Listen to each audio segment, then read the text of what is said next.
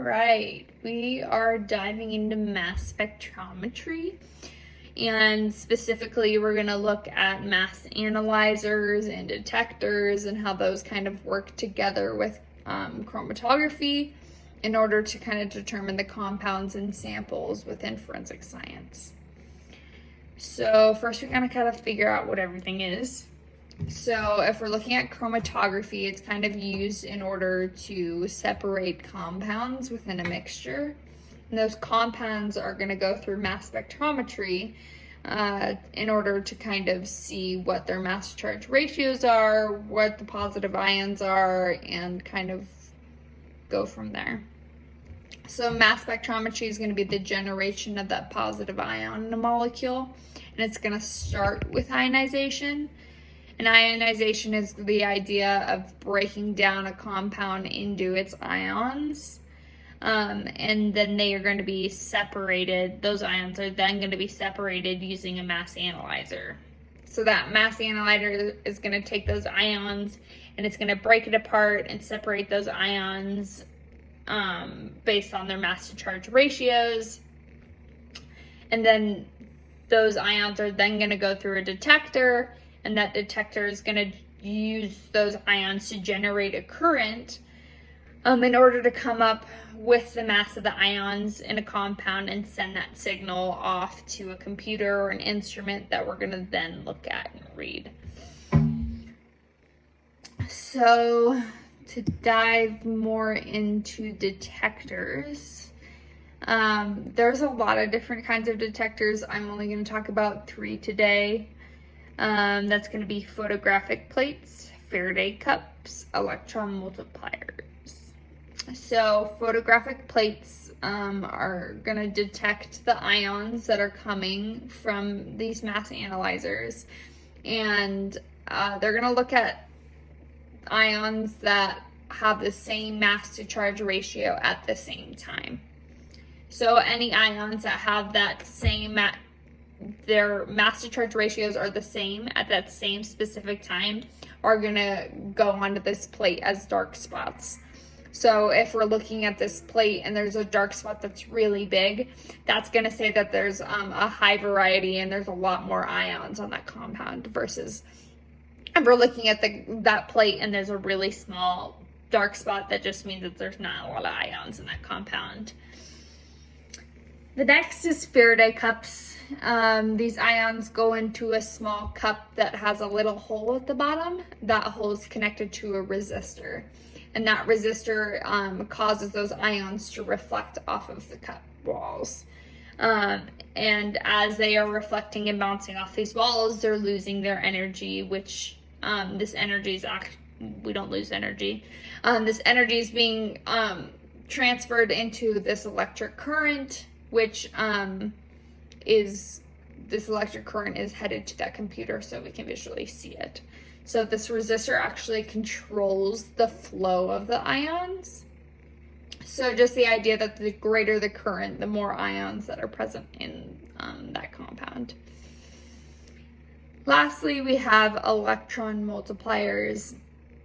Electron multipliers, it's just that idea that we're gonna multiply the electrons that we have. So they're going to come in as ions. We're going to introduce them to a high accelerating voltage, which is going to cause these, it's going to cause these ions to bounce around and generate this energy, which transfers them into electrons. These electrons are going to be multiplied. An electro-optical ion detector is going to transfer those into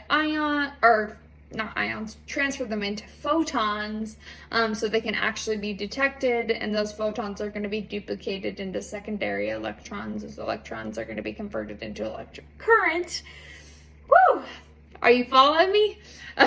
And then that electric current is going to be amplified onto a computer screen or something where we can visualize this. Whew. Next, we're going to talk about mass analyzers.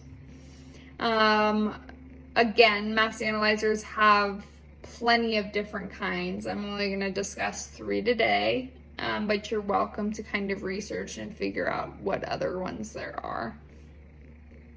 I'm going to talk about quadrupole mass analyzers. I'm going to talk about Fourier transform ion cyclotron resonance. That one's a tongue twister, so I'm just going to refer to it as FTICR. And then the last one is going to be the time of flight mass analyzer. So if we check out the quadrupole mass analyzer, again, when we're looking at mass analyzers, it's going to be this idea of we're separating these ions based on their mass to charge ratios. But this quadrupole specifically has 4 circular and hyperbolic rods that are kind of parallel to one another, or in line with one another. And as these ions go through this analyzer, once they're between the quadrupoles, it's gonna determine whether it's a positive ion or a negative ion, and it has negative potential or positive potential energy, and what's created. So if it's a positive ion going in, then a negative potential energy is created, and vice versa. An example of this could be oxidizers in explosives. So if we're talking about chromatography specifically, if we're looking at explosives, it's going to be through gas chromatography more than likely.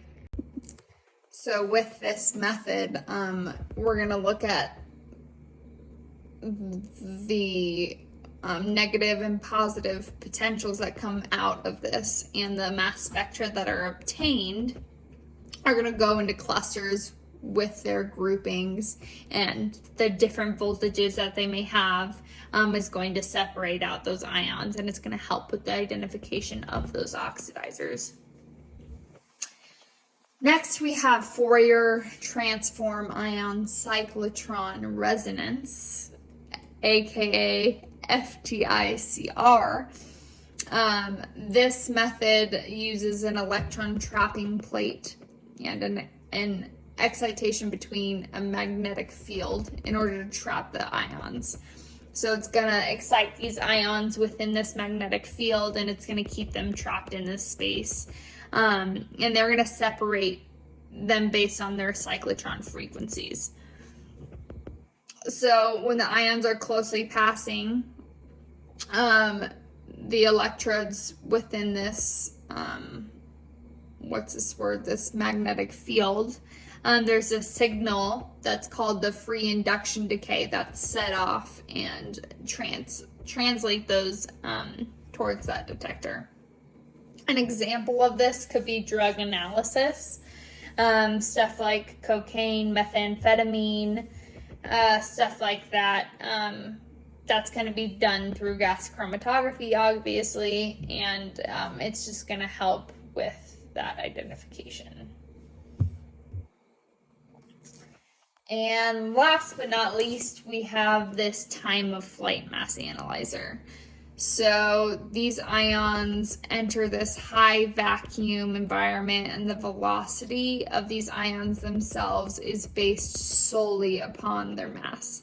So we're not going to look at their charges at all. In this case, it's going to be based off their size, the weight of these ions.